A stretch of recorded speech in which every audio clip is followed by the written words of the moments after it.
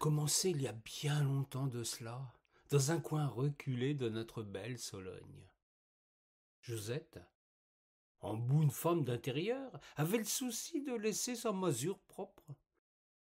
Mais pour son plus grand tracas, son homme avait la fâcheuse manie de convier quelques larrons au retour de la chasse pour casser la croûte avec des manières de gougnafier. Le sol, jonché de croûtes de pain, de reliefs divers et de crachats de chic, avait de quoi rebuter la bonne dame, d'autant que son gredin cuvant son excédent de vin ne levait jamais le petit doigt pour l'aider.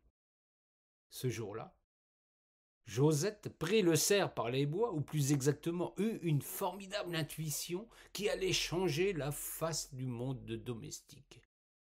Elle regarda par la fenêtre et vit que le genêt était en fleurs. Quel cacasio la piqua alors, nul ne pourra vous le dire. Toujours est-il que notre commère se dirigea lentement vers ce bosquet, s'appuyant lourdement sur le bâton noueux qui lui servait de canne. Elle coupa une brassée de genêt, revint chez elle pour s'agenouiller sur sa terre battue et repousser les immondices de son gredin de bonhomme. Le résultat était du plus bel effet.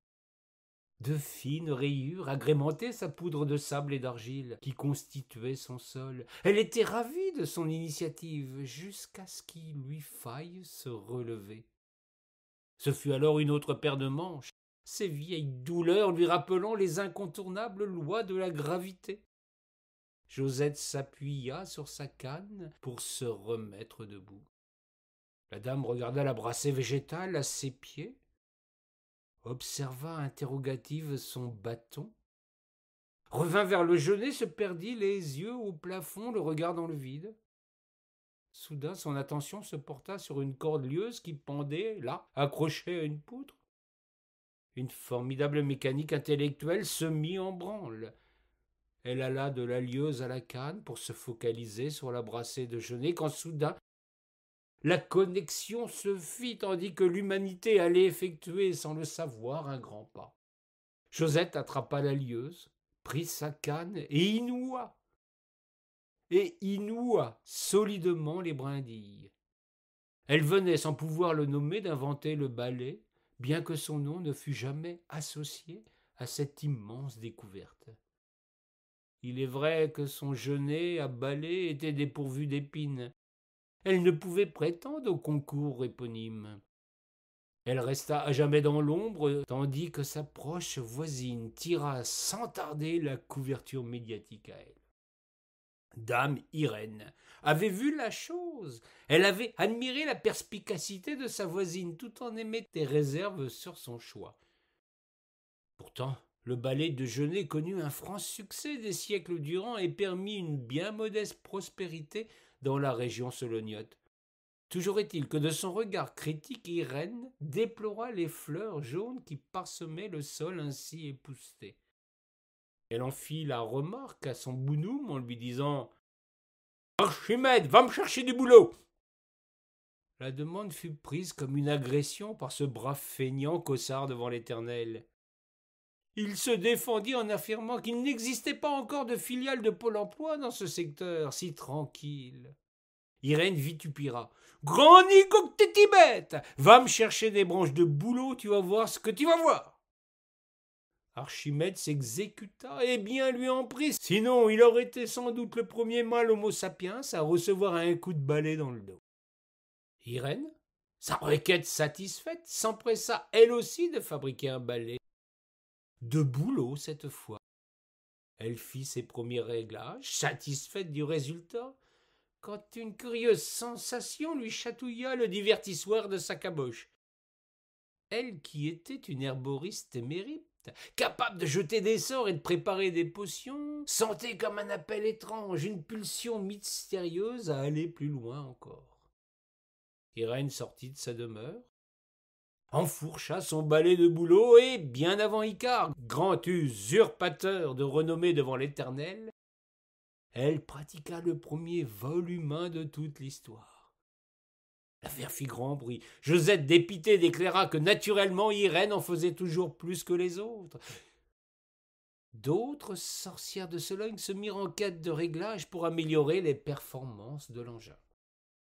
C'est Oulipe, la fée qui habituellement s'élevait dans le ciel derrière deux cygnes noirs, qui apporta une innovation que l'on peut qualifier de révolutionnaire. Elle avait remarqué que des compagnons chaumiers posaient de la paille de seigle sur le toit d'une demeure non loin d'ici. Elle s'empressa de reprendre l'invention d'Irène en substituant le chaume au boulot. Ce fut un coup de génie. Oulipe s'envola elle aussi et franchit le mur du son.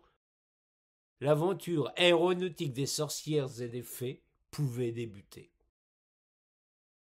La suite constituait un véritable embouteillage dans le ciel de Sologne. Les plus grandes concentrations de birettes aériennes se trouvèrent d'ailleurs en Berry, du côté de Châteauroux. Ce fut là la course à l'armement, les baptêmes de l'air eurent un énorme succès. Il fallut diversifier la production, rechercher des matériaux plus légers et des coûts de production plus serrés.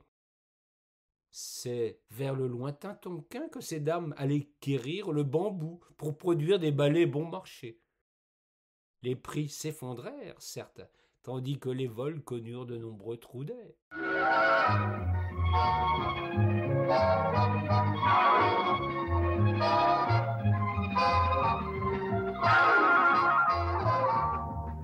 L'usage du balai volant se perdit véritablement. Les générations suivantes pensèrent que ce n'étaient que des sornettes de contes de fées. Le balai se résolut à demeurer bien sagement dans les maisons, même si leur usage demeura longtemps l'apanage des femmes. Sans doute de manière inconsciente, les hommes redoutaient le risque de se retrouver brutalement mis à la porte et envoyés au diable avec cet objet domestique. C'est curieusement non loin de la Sologne, dans la toute plate Beauce, que se déroula de nos jours un nouvel épisode de cette fantastique épopée. Jean-Pierre et Josiane, un couple uni pour le meilleur et parfois le pire, coulait des jours heureux dans leur ferme. Chaque année, à l'occasion de la fête des mères, Jean-Pierre se fendait d'un cadeau qu'il pensait original pour son épouse.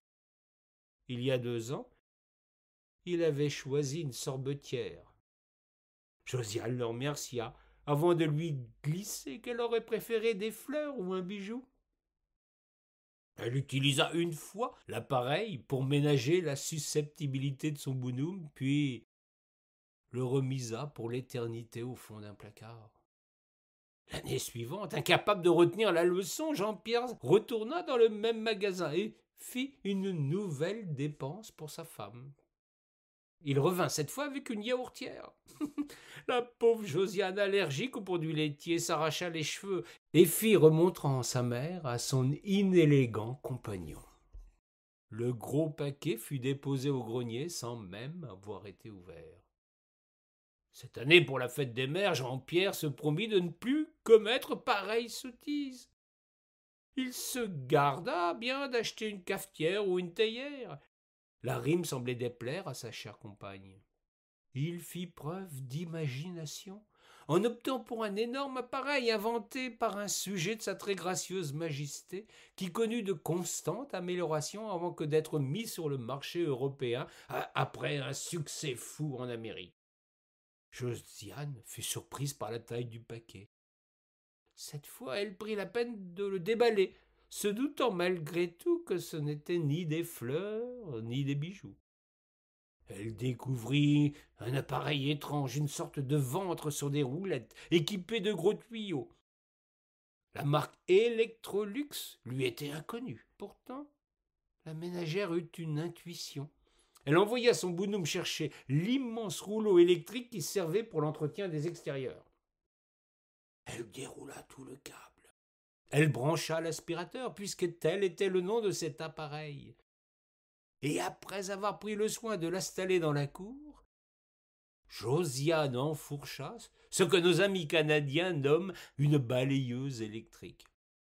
Elle s'était souvenue intuitivement qu'il y avait des birettes dans sa lignée. Josiane s'envola pour ne plus jamais remettre les pieds dans cette maison où elle servait de boniche. Depuis, la dame se trouve en vol circulaire au-dessus de ce coin de Beauce.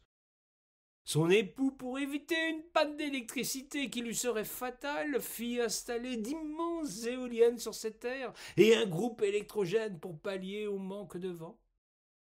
Passez donc par cette ferme pour admirer ce prodige.